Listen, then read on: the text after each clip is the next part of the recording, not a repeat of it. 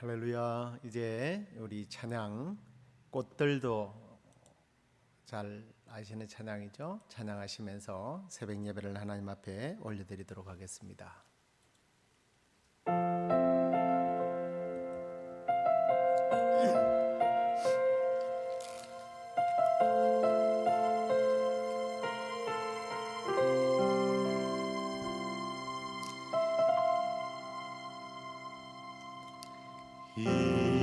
이곳에 생명샘 솟아 눈물 꼴짝 지나갈 때에 모자라 열매 맺히고 웃음소리 넘쳐나리라.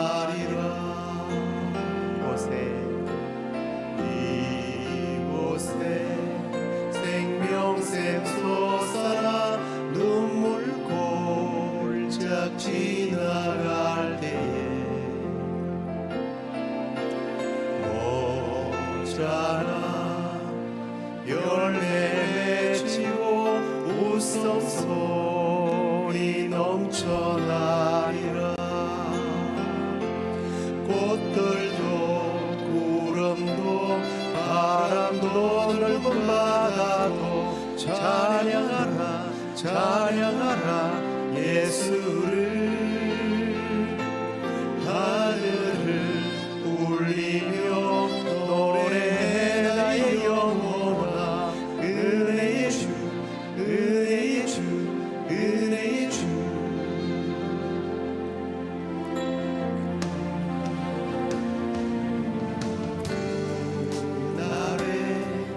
하늘이 열리고 모든 이가 보게 되리라. 마침내 꽃들이 피고 영광의 주가 오시리라. 꽃들도 구름도 바람도 넓은 바다도 찬양하라 찬양하라 예수를. 하늘을 울리며 노래해 나의 영혼아 은혜의 주 은혜의 주 은혜의 주. 꽃들도 구름도 바람도 넓은 바다도 찬양하라 찬양하라 예수를. 하늘을 울리며 노래해 나의 영혼아 은혜의 주 은혜의 주 은혜의 주. 하늘을 울리며 노래해 나의 영혼아 은혜의 주 은혜의 주 은혜의 주 예수.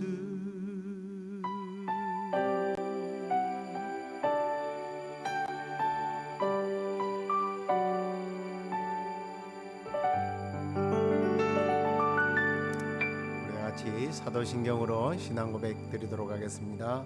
전능하사 천지를 만드신 하나님 아버지를 내가 믿사오며 그 외아들 우리 주 예수 그리스도를 믿사오니 이는 성령으로 잉태하사 동정녀 마리아에게 나시고 본디오 빌라도에게 고난을 받으사 십자가에 못 박혀 죽으시고 장사한 지 사흘 만에 죽은 자 가운데서 다시 살아나시며 하늘에 오르사 전능하신 하나님 우편에 앉아 계시다가 저리로서 산자와 죽은 자를 심판하러 오시리라.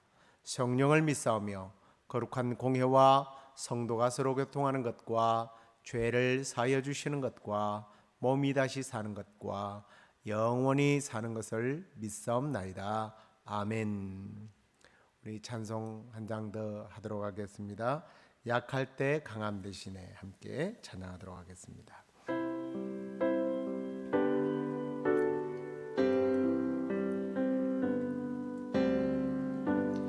약할 때 강함 되시네 나의 보배가 되시네. 되신 주 나의 모든 것. 주 안에 있는 보물을 나는 포기할 수 없네. 주 나의 모든 것. 예수 어린 양 존귀한 이름. 예수 어린 양 존귀한 이름. 십자가 죄사하셨네. 주님의 이름 찬양해. 주 나의 모든 것. 쓰러진 나를 세우고 나의 빈잔을 채우네. 주 나의 모든 것. 예수 어린 양 존귀한 이름. 예수 어린 양 존귀한 이름. 아멘. 이제 우리 하나님의 말씀 레위기 23장 29절과 시편 39편 4절 말씀을 같이 읽도록 하겠습니다. 먼저 레위기 23장 29절입니다. 이날에 스스로 괴롭게 하지 아니하는 자는 그 백성 중에서 끊어질 것이라. 시편 39편 4절입니다. 여호와여 나의 종말과 연한이 언제까지인지 알게 하사 내가 나의 연약함을 알게 하소서. 아멘. 자, 오늘은 이번 주 18일, 19일 묵상 말씀을 더 깊은 묵상으로 함께 나누도록 하겠습니다. 오늘도 역시 이 묵상글을 읽고 귀한 답글을 보내주신 분들의 글을 하나 소개하도록 하겠습니다. 스스로를 낮추고 사랑으로 품으려고 노력하다가도 지혜와 이끄심을 잘 따라감이 부족하여 어떠한 상황에서는 사람들과의 관계에 대해서 공정하지 못하다고 믿는 것에 머리를 쓰다가 그저 끌려다니는다면 그 자체로 하나님께서 좋아하실 방향이 아닐 거라고 여겨지는, 그리고 담대하게 이야기를 하려면 사이가 어그러지는 그 상황 속에 함정에 빠져 허우적대곤 합니다. 무조건 잘못된 것을 사랑이라고 다 덮고 묵인하고 싶지도 않고, 그렇다고 스스로의 정의에 빠져 내가 믿는 것이 맞아라고 하고 싶지도 않습니다. 그 사이에 어느 선이 참 힘드네요. 믿는 선한 사람들 사이에서는 그저 낮추는 것이 아무런 문제가 되지 않는데, 그저 자기 마음대로만 하려는 사람들 앞에서는 자신을 낮췄다가 이상한 곳으로 끌려가기에 그런 경험이 꽤 많다고 합니다. 더 지혜가 필요한 것 같습니다 라고 이렇게 귀한 나눔을 이렇게 길게 나눠주셨네요. 이번의 고백처럼 사실 우리가 이 땅에서 살아가면서 낮추는 것이 무엇인지, 또 겸손이 무엇인지를 아는 사람들 앞에서 자기를 낮추는 것은 사실은 큰 문제가 안 되는 것 같아요. 내가 나를 낮출 때 그 낮추는 모습을 통해서 서로에게 큰 위로와 도전이 되고 또 하나님께 영광이 되잖아요. 근데 문제는 이런 선한 사람들이나 성도들이 아니라 소위 말하는 악인들이, 그리고 교만한 사람들이, 자기밖에 모르는 사람들이 언제나 문제입니다. 특히 악인들은요, 나의 약함이나 혹은 나를 낮추게 될 때에 오히려 어떻게 해요? 짓밟아요. 업신여깁니다. 무시합니다. 심지어는 나를 조종하며 자기의 이익의 도구로 사용하는 경우들을 흔하게 보게 됩니다. 그럴 때 우리는 갈등이 생기죠. 악인들 앞에서 과연 내가 나를 낮추는 것이 맞을까? 네, 참 어렵습니다.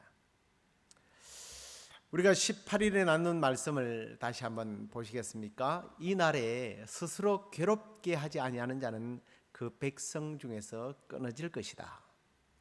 여기서 말하는 이 날은 속죄일을 말합니다. 하나님 앞에서 회개하는 그런 날이죠.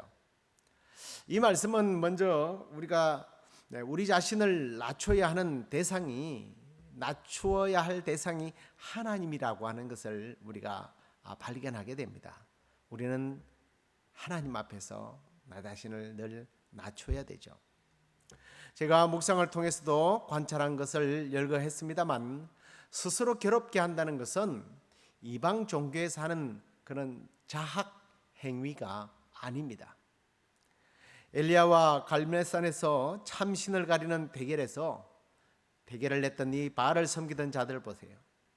자기 신들을 부르기 위해서 불러도 안 되니까 자기 몸을 막 해치지 않습니까? 자해를 해요. 이렇게 이방 종교에서는 자기를 괴롭게 하기 위해서 굶거나 그리고 걸식을 하기도 하고 불 속에다 몸을 던지기도 하고 높은 곳에서 떨어지기도 하고요. 바늘과 또 목과 같은 그런 뾰족한 곳에 자기 몸을 눕혀서 괴롭게 합니다. 이런 자학을 통해서 자기의 신께 아마 접근할 수 있다고 생각했기 때문일 겁니다. 그런데 우리가 함께 나눈 이 말씀은 이제 하나님께서 속죄일에 자기를 괴롭게 하라고 명령을 했단 말이에요. 그러면 하나님도 이방 신처럼 인간을 자학을 할 때 함께 해준단 말인가? 그런 뜻이 아니라고 말씀을 드렸습니다. 이 말의 원뜻은요, 낮추고 자기를 억제하라는 뜻이에요. 그래서 유대인들은 주로 이 날에는 자기를 낮추고 억제하는 의미로 주로 금식을 했습니다. 금식하면서 회개하는 거죠. 왜냐하면 이 금식 기도는 자기의 육체를 괴롭게 하는 것이 목적이 아니라, 금식 그야말로 에너지 공급을 차단함으로써 자신의 어떤 인간다운 능력과 힘을 빼겠다는 의미예요. 왜냐하면 우리가 힘이 빠질 때 하나님이 함께 하시거든요. 금식을 통해서 힘을 뺄 때 자기를 낮추게 되고, 하나님은 그렇게 자신을 낮추는 자들에게 임하기 때문입니다. 여러분 기억하십시오. 나 자신을 낮출 때, 내가 가진 힘을 뺄 때, 그때가 하나님의 은혜가 시작되는 시간이고 하나님이 일하기 시작하는 때라는 것, 이걸 잊으시면 안 돼요. 그래서 성경 여러 곳에서는 하나님께서는 겸손한 자에게, 자기를 낮추는 자에게 은혜를 베푸신다. 그렇지만 자기를 높이는 자는 하나님께서 꺾으신다. 겸손은 하나님의 은혜를 받는 비결이고, 교만은 넘어짐의 그 앞잡이다. 그렇게 성경은 말씀하고 있습니다. 자, 그리고 이제 오늘 시편 39편을 좀 더 우리가 또 자세히 관찰을 하겠는데요. 오늘 본문을 다시 한번 보시기를 바랍니다. 여호와여, 나의 종말과 연한이 언제까지인지 알게 하사 내가 나의 연약함을 알게 하소서. 그랬습니다. 내가 나의 연약함을 알게 해달라는 거예요. 근데 여기서 자신의 종말이나 자신의 연약함을, 자기를 낮출 때 낮춘 상태를 정말 지금 말하고 있는 거단 말이에요. 누가? 다윗이요. 제가 앞에서 나를 낮추는 대상이 착하고 선한 사람들, 특히 성도들 앞에서, 그리고 하나님 앞에서는 쉽지만 이 악인들 앞에서는 쉽지 않다고 말씀을 드렸습니다. 근데 거기서 오는 갈등이 있다고 그랬죠. 내가 과연 악인들 앞에서도 나를 낮춰야 하는가? 다윗의 경우를 한번 보십시다. 이 시편 39편은 다윗이 쓴 시인데요.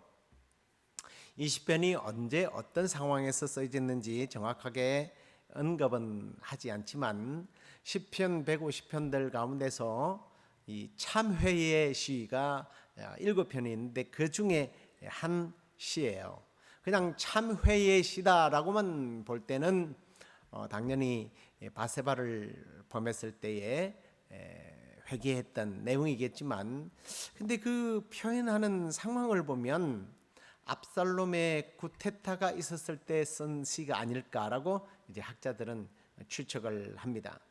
자, 아무튼 그러면 압살롬의 어떤 쿠데타 시절에 쓴 시라고 생각할 때 이때 다윗은 자기의 삶을 돌아보면서 지금 회개를 하고 있단 말이에요. 누구 때문에 지금 고난을 당하고 있어요? 악인들 때문에, 반역자들 때문에 지금 고난을 당하고 있는 다윗. 그런데요, 1절 말씀을 한번 보시기를 바랍니다. 내가 말하기를 나의 행위를 조심하여 내 혀로 범죄하지 아니하리니 악인이, 누가요? 악인이 내 앞에 있을 때에 내가 내 입에 재갈을 먹이리라 하였도다. 누가 앞에 있다고요? 악인이 있는 거예요. 성도와 착한 사람들에게 나를 낮추고 겸손한 건 쉽다고 그랬습니다. 근데 악인들은 대항해야 된다. 대부분 우리는 그렇게 생각을 합니다. 그런데 이 말씀을 보면 다윗은요, 악인 앞에서 자기의 입에 재갈을 먹인다는 거예요. 대항하지 않겠다는 겁니다. 반대로 생각해 보면 선한 말을 하겠다는 거예요. 그리고 이런 의지를 2절을 보면 더 잘할 수 있어요. 내가 잠잠하여 선한 말도 하지 아니하나니 나의 근심이 더 심하도다. 악한 말로 대항도 안 하지만 지금 다윗은요, 어느 정도 침묵하느냐 하면 선한 말도 하지 않겠다는 거예요. 왜 선한 말을 하지 않을까? 제가 쭉 묵상을 한번 해봤습니다. 아무래도 선한 말이라는 것이 혹시 이런 의미가 아닐까라는 생각을 해봐요. 시간이 지나서 예수님 시대로 한번 돌아와 보겠습니다. 예수님 시대에 바리새인과 세리가 함께 기도하러 성전에 올라갔습니다. 그때 바리새인들이 이런 기도를 해요. 바리새인은 서서 따로 기도하여 이르되 하나님이여 나는 다른 사람들 곧 토색과 뿌리와 간음을 하는 자들과 같지 아니하고 이 세리와도 같지 아니함을 감사하나이다. 나는 일회에 2번씩 금식하고 또 소득의 11조를 철저하게 드립니다. 당시의 세리는요, 죄인의 대명사였습니다. 그런 죄인과 같지 아니하다. 얼마나 감사한 일이에요. 그게 선한 말일 수 있다라는 거예요. 여기서 말하는 선한 말이라는 것은 그래서 이런 의미입니다. 상대적인 의로움. 상대적인 의로움의 고백이 되지 않을까봐, 아니 그렇게 될까봐 다윗은요, 선한 말조차 하지 않겠다는 거예요. 하나님의 절대의가 아니라 상대적 의. 내가 저 사람보다 죄를 적게 지었기 때문에 나는 의인이라고 생각하는 거죠. 예를 들면 이런 겁니다. 동성연애자를 보면서 나는 동성연애와 같은 저런 사악한 죄를 짓지 않기 때문에 하나님 앞에서 의롭다고 생각하는 착각. 다른 죄는 많이 짓는데 다른 사람이 짓는 나는 살인죄는 적어도 짓지 않았기 때문에 나는 저 사람보다 의롭다는 거예요. 바리새인이 이런 기도를 한 겁니다. 그래서 지금 다윗은요, 그렇게 자기를 악인과 비교해서 악인을 정죄하는 그런 언어조차도 아니 그런 언어가 나의 의를 드러내고 나를 높이는 것들이 되기 때문에 자기는 차라리 의로운 말도 하지 않겠다는 거예요. 선한 말도 하지 않겠다는 거예요. 그러면서 우리가 19일 날 나눴던 시편 39편 9편 4절 말씀을 그는 노래하는 것을 봅니다. 한번 다시 볼까요? 여호와여 나의 종말과 연한이 언제까지인지 알게 하사 내가 나의 연약함을 알게 해 주십시오. 여러분 지금 이 말이에요. 다윗은 악인들 때문에 너무 괴로워서 그냥 차라리 죽는 게 나을 것 같습니다. 이런 고백처럼 들리십니까? 그런 고백이 아니잖아요. 이 고백은 허망하고 무상한 인생을 노래하는 것처럼 들릴 수 있을 거예요. 나는 고통에 지쳤습니다. 나는 나이 들었고요. 내 아들에게 쫓기고 있고요. 이제 내가 언제쯤 하나님 앞에 갈 수 있을지 말해주세요. 아니 더 나아가서는 그냥 이제 나를 죽여주세요. 엘리야처럼요. 그런 의미로 들리십니까? 결코 그렇지 않습니다. 제가 앞에서 다윗이 지금 어떤 감정으로 이 시를 하나님 앞에 찬송으로 불러드렸는지 말씀을 잠깐 드렸습니다. 그런 상황을 가지고 한번 이해해 보십시오. 다윗이 지금 이 고백하는 것은 악인이 자기를 업신여기고 자기를 짓누르고 있는 그런 상황에서 자신의 억울함을 토로하는 것이 아니에요. 그에게 대항하는 것도 아니에요. 그리고 자기의 억울함을 하나님 앞에서 막 호소하는 것도 아니란 말이에요. 오히려 자기의 자신이 어떤 잘못이 있는지 자기 성찰의 기회로 지금 삼고 있다는 것을 보게 됩니다. 다윗은 자기의 짧은 인생 혹은 자신의 연약함을 알게 됨으로써 오히려 주님을 더 의지하는 기회로 삼겠다는 겁니다.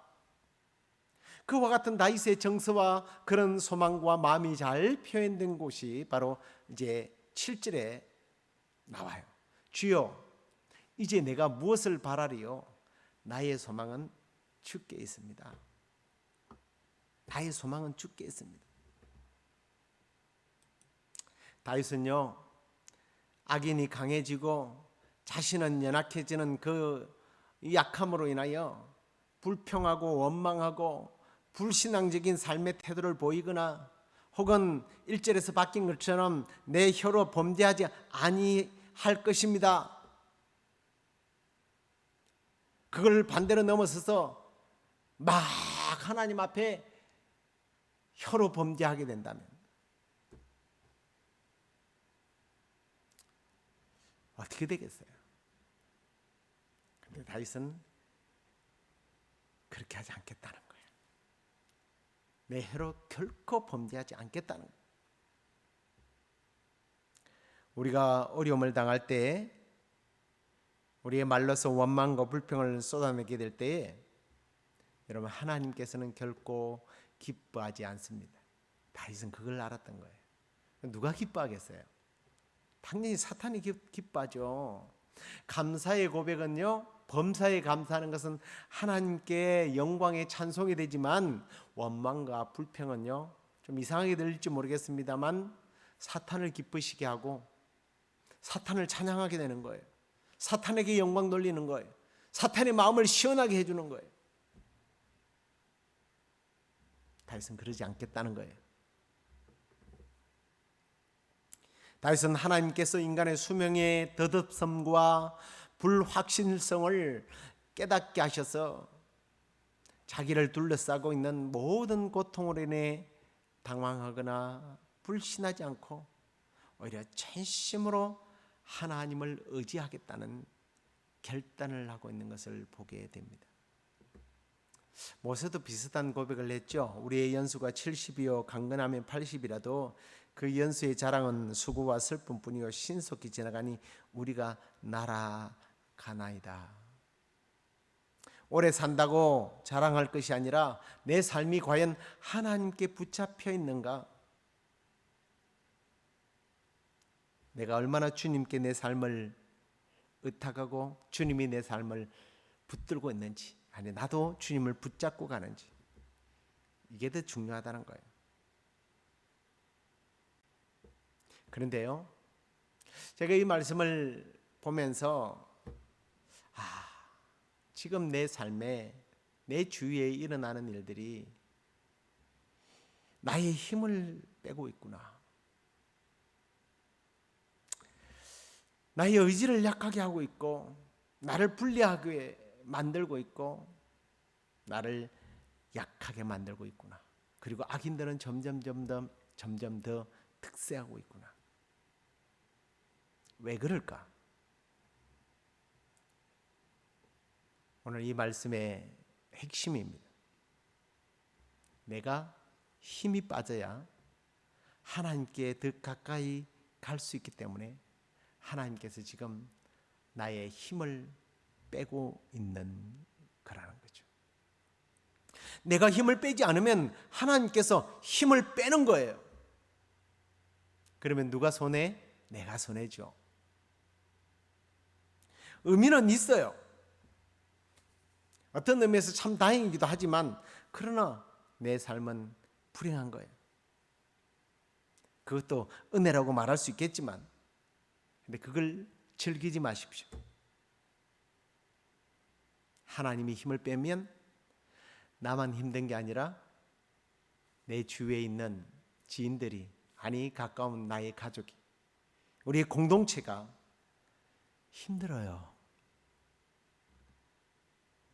그러나 나 자신이 스스로 사람 앞에서, 하나님 앞에서 힘을 빼게 될 때 하나님의 은혜는 내 삶에 쓰나미처럼 밀려오게 될 것입니다. 나의 연약함이 곧 하나님의 강함을 드러내는 복이라고 하는 사실을 깨닫는 것도 축복이지만, 연약하기 전에 내가 스스로 겸손하게 하나님을 의지하고, 사람 앞에서든 아니 심지어는 악인들 앞에서든 우리가 다윗처럼 말을 절제하고, 심지어는 선한 말이라 할지라도 경우에 합당한 말이 아니라면, 정서가 아니라면 침묵할 줄 알 때 거기서 하나님의 역사가 일어나고 하나님의 도우심을 경험하게 될 것입니다. 우리의 약함을 통해서, 우리의 겸손을 통해서 하나님이 더 강하게 역사하시는 그러한 복된 삶을 살아가는 저와 여러분 될 수 있기를 주의 이름으로 축원합니다. 기도하겠습니다. 좋으신 하나님 감사합니다. 우리는 우리 스스로가 힘을 빼지 아니하므로 하나님께서는 금식이라는 것을 통하여 우리의 힘을 빼게 하시고, 또 심지어는 그래도 우리가 힘이 빠지지 않을 때에 사건과 사고들을 통하여 우리의 힘을 빼어 마침내 더욱더 하나님을 가까이 할 수 있는 그러한 기회를 삼아 주심을 감사드립니다. 하나님, 그러나 그러한 힘 빼기, 그러한 과정을 통해서 나뿐만 아니라 우리의 공동체가, 내 지인들이 힘들어 하고 있지는 않는지, 주님, 하나님이 나를 힘 빼기 전에 내 자신이 먼저 하나님 앞에서 힘을 빼고 하나님의 은혜만 붙드는 그런 삶을 살 수 있도록 하나님 함께 해 주옵소서. 하나님, 이미 힘을 뺄 대로 뺀 사람들도 있습니다. 우리 성도들 가운데 주님 힘이 빠져 있고 지쳐 있고 낭망하고 있는 사랑하는 성도들, 이제는 주여 찾아가셔서 일으키시고 안으시고 능력 주시고 회복시켜 주셔서 우리 하나님이 좋으신 하나님이심을 간증할 수 있는 기회가 되게 하여 주시옵소서. 그렇게 하여 주시기를 간절히 소망하옵고 예수 그리스도의 이름으로 기도드리옵나이다. 아멘. 하늘에 계신 우리 아버지여, 이름이 거룩히 여김을 받으시오며 나라의 임하옵시며 뜻이 하늘에서 이루어진 것 같이 땅에서도 이루어지이다. 오늘날 우리에게 일용할 양식을 주옵시고 우리가 우리에게 죄의 지은 자를 사하여 준 것 같이 우리의 죄를 사하여 주옵시고 우리를 시험에 들게 하지 마옵시고 다만 악에서 구하옵소서. 대개 나라와 권세와 영광이 아버지께 영원히 있사옵나이다. 아멘. 이제 기도 제목을 보시면서 각자 기도 시간을 가지시길 바랍니다.